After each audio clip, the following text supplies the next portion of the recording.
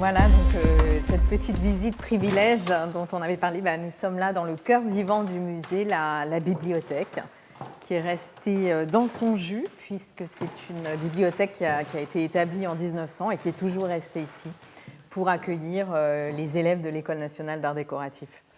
Quel type d'enseignement recevaient les élèves ?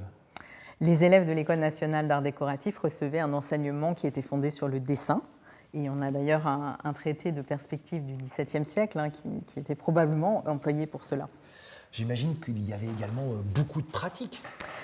Essentiellement de la pratique, alors avec de l'observation, je dirais, de la fleur naturelle, et puis surtout aussi l'enseignement à partir de planches telles que celles qui nous environnent, qui sont absolument magnifiques. Là, ce sont des planches d'un ouvrage d'Eugène Grasset.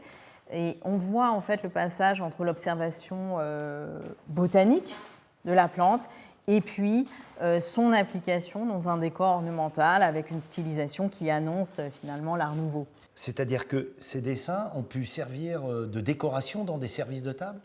Absolument, ils ont pu servir d'inspiration et on a d'ailleurs quelques plats au musée dont les motifs sont directement inspirés de ce recueil. Alors tu nous as également sorti cet ouvrage assez étonnant. De quoi s'agit-il ? Oui, alors c'est à la fois un ouvrage et surtout une sorte de répertoire de décors imprimés, donc on appelait des chromos.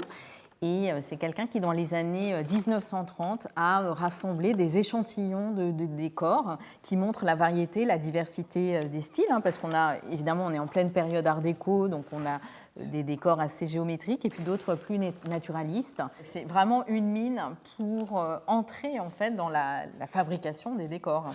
On sent tout le poids du fondateur de ce musée et de cette école, Adrien Dubouchet. Quel regard tu portes sur ce personnage ? Alors, je dirais que c'est moins un poids qu'un élan. En fait, c'est quelqu'un qui a donné l'exemple en consacrant une grande partie de sa fortune personnelle au musée, à l'école d'art décoratif qu'il a créée, puisqu'il a souhaité instaurer une école avec l'idée que les futurs artisans dans les manufactures puissent se former à la fois au contact des œuvres dans le musée et puis aussi dans un cadre très établi d'une école d'art. Est-ce que tu soupçonnais une telle richesse dans l'histoire de la porcelaine quand tu es arrivé dans ce musée ? Alors non, je dois dire que j'ai eu un coup de cœur pour ce lieu, pour la figure d'Adrien Dubouchet aussi. Et puis finalement, maintenant, ça fait quand même longtemps que j'y suis, mais il y a toujours des découvertes à faire. Et puis la céramique est un art vivant, donc il y a toujours à apprendre et à observer.